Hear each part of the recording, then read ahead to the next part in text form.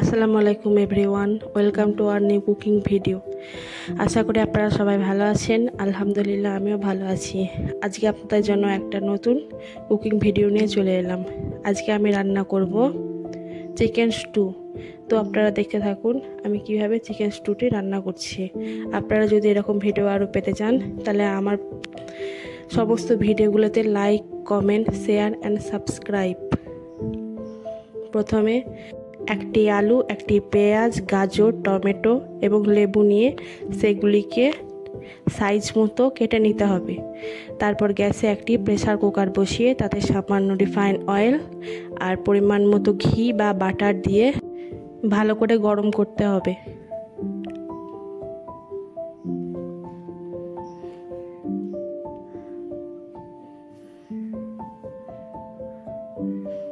তারপর তেলটি গরম হলে দুটি তেজপাতা ভালো করে নাড়াচাড়া করতে হবে।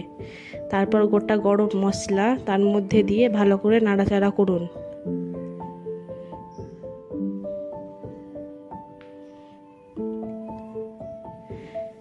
গরম মশলাগুলি ভাজা হয়ে গেলে তার মধ্যে পেঁয়াজ দিয়ে ভালো করে নাড়ুন।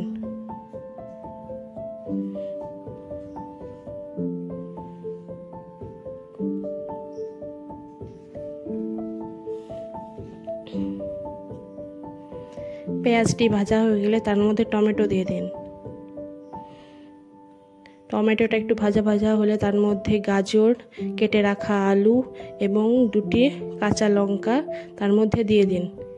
দিয়ে একটুক্ষণ ভাজতে থাকুন। একটু ভাজা হলে তার মধ্যে চিকেনের টুকরোগুলো দিয়ে ভালো করে ভাজতে থাকুন।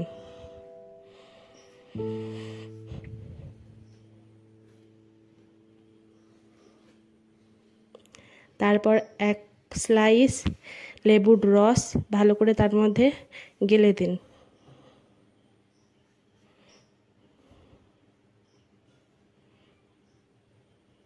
তারপর স্বাদ মতো নুন এবং গোলমরিচের গুঁড়ো দিয়ে আবার নাড়াচাড়া করুন।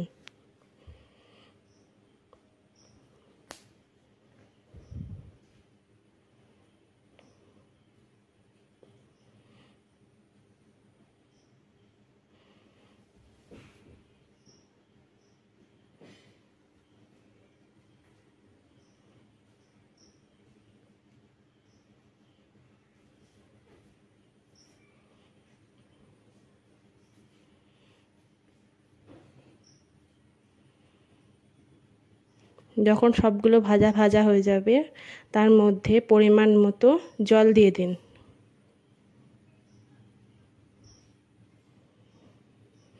জল দিয়ে একটু নাড়াচাড়া করে ঢাকনা লাগিয়ে 4 থেকে 5টা সিটি হলে বন্ধ করে দেবেন।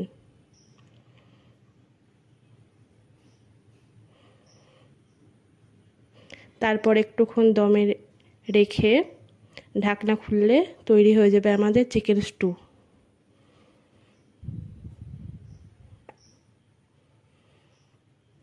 তারপর ঢাকনাটি খুলে ভালো করে দেখে নিন সবজিগুলো সিদ্ধ হয়েছে নাকি। সবজিগুলো সিদ্ধ হয়ে গেলে আমাদের চিকেন স্টু রেডি হয়ে যাবে। তারপর সার্ভ করার আগে সামান্য বাটার বা ঘি দিয়ে একটু নাড়াচাড়া করুন।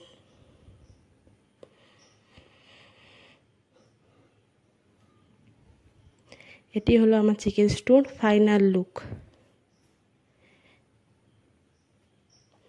এটি খেতে খুব ইয়াম্মি এবং হেলদি। এটি আপনার বাচ্চার জন্য এবং ফ্যামিলি মেম্বারদের জন্য একবার ট্রাই করে দেখতে পারেন।